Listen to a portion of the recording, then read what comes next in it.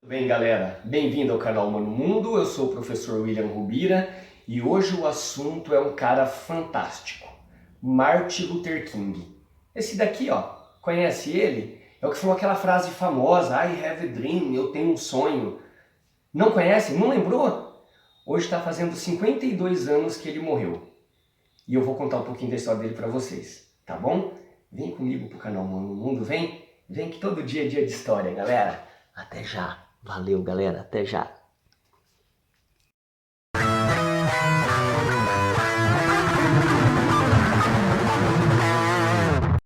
Beleza, galera? Então, como eu tinha dito há pouco, hoje o assunto é o Martin Luther King Jr.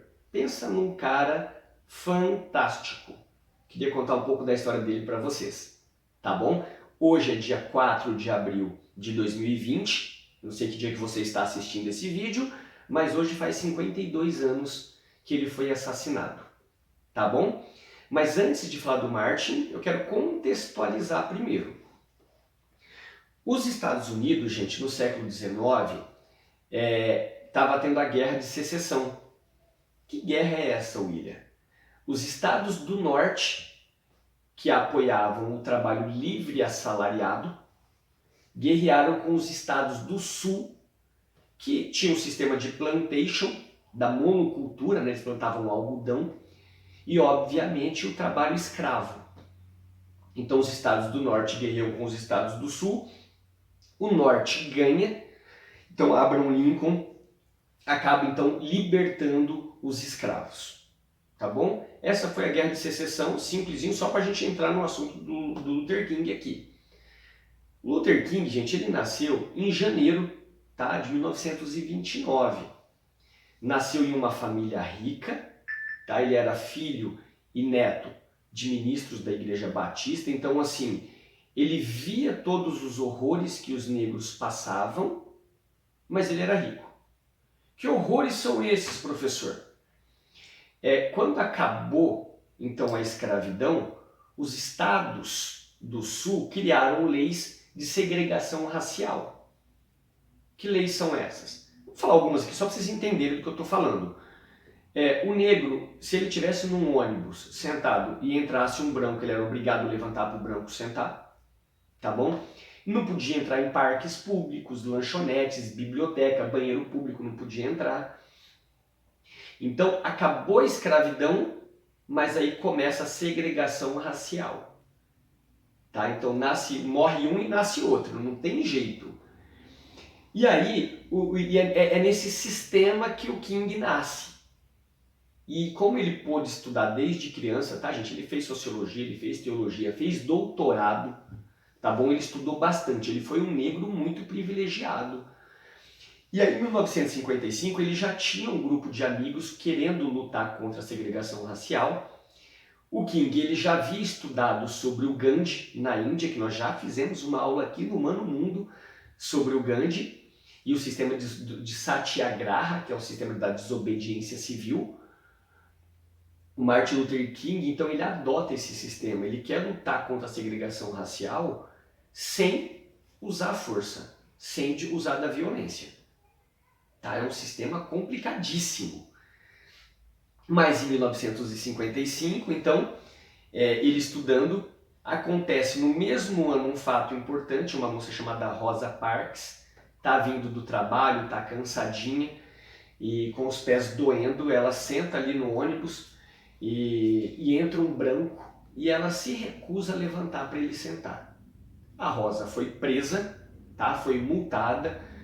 O Martin Luther King e seus companheiros foram à cadeia visitá-la e isso foi a gota d'água, gente.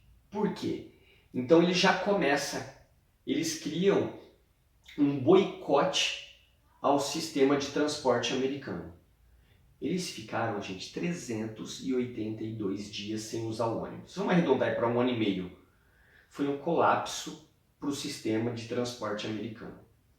Aí não teve jeito, a Suprema Corte acabou liberando, criou uma lei. Então os negros não precisariam mais levantar para os brancos sentarem no ônibus.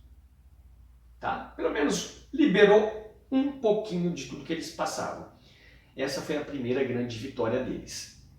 Só que junto com a primeira grande vitória, vem vários inimigos. Por quê?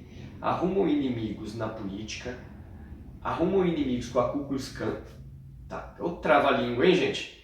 Aquele grupo extremamente racista com aquelas roupas brancas, com chapéu pontiagudo, só com o furinho aqui, parece um Zé Gotinha magrelo. Hã? Que eles matavam os negros a sangue frio, queimavam, à luz do dia, gente, era um horror. Então eles arrumam essas inimizades, política, Ku Klux Klan, arrumam inimizade com o FBI, com a CIA, porque todo mundo começa a ver que o Martin Luther King, ele tem poder. Por quê? Ele é estudado, ele é inteligente, ele fala bem, ele é um problema. Tudo bem? Mas beleza. Aí em 1960, depois de todas essas brigas, a Suprema Corte acaba também cedendo os direitos dos negros entrar em parques públicos, em lanchonetes, acaba liberando bibliotecas e tudo mais. Gente, é uma festa, porque pouco a pouco vai liberando os direitos dos negros. E o Martin Luther King, o seu nome vai aparecendo cada vez mais, não só nos Estados Unidos, não só nos estados do Sul, mas do Norte, mas do mundo todo. Punk.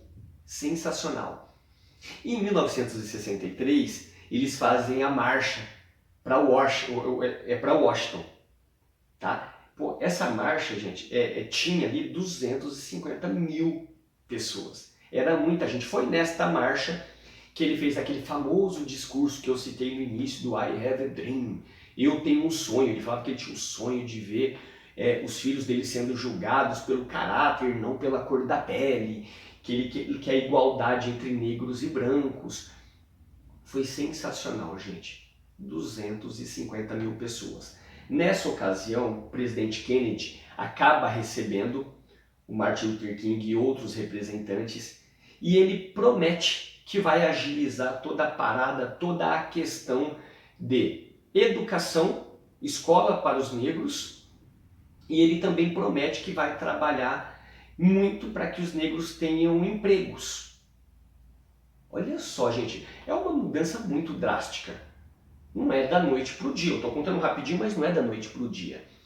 Só que neste mesmo ano o presidente Kennedy foi assassinado. Tá? No mesmo ano. Aí a luta continua. Ele dizia, eu tenho um sonho. Aí em 1964, aí sim é aprovado finalmente a Lei dos Direitos Civis. Aí sim, por lei, o direito à igualdade entre brancos e negros. Foi uma festa no mundo todo, gente. Foi lindo.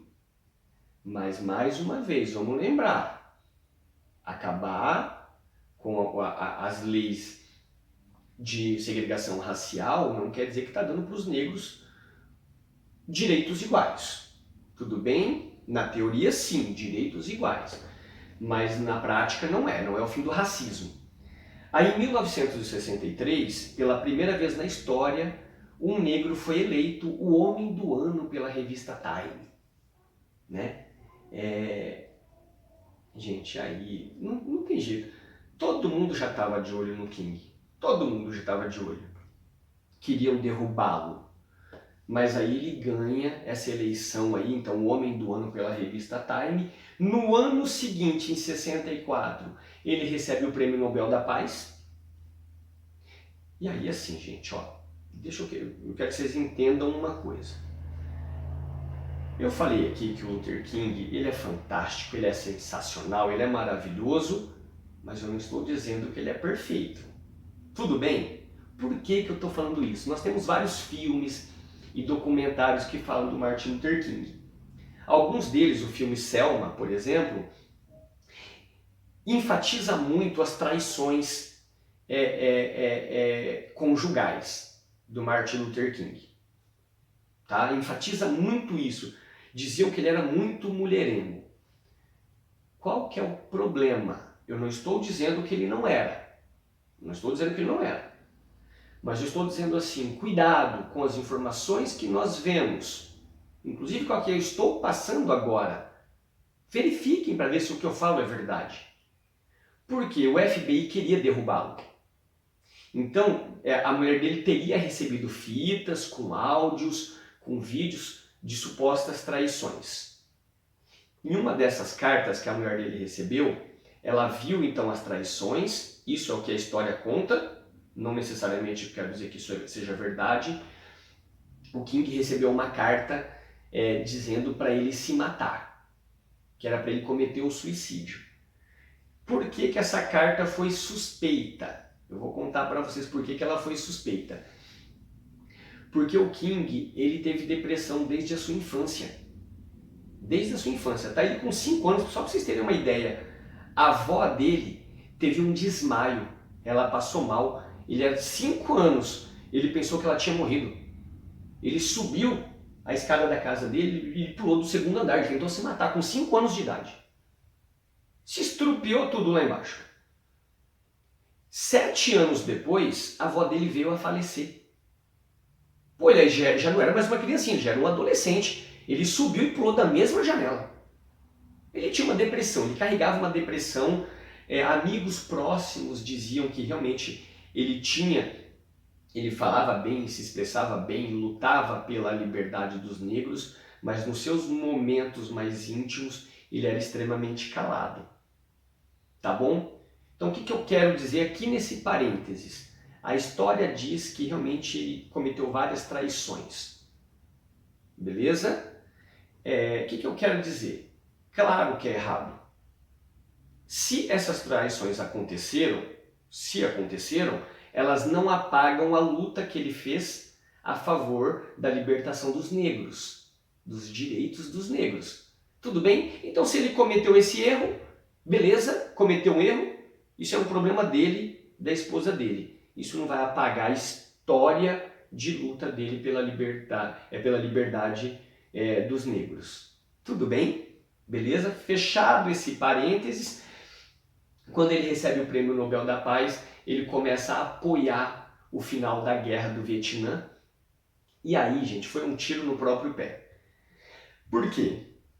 Ele passou a ter inimizades de gente que era a favor dele, passou a ficar contra. Por quê? Ele estava sendo, naquela situação, um antinacionalista. Estava contra os Estados Unidos. Então, ele acabou arrumando algumas inimizades quando ele começou a criticar os Estados Unidos na Guerra do Vietnã. Mas, dentre outras lutas dele, ele lutou pelos direitos dos pobres, dos garis, tá? Ele fez várias outras lutas também, tá? Ele foi fantástico. Beleza? Eu já estou finalizando, só queria contar só mais algumas curiosidades sobre ele.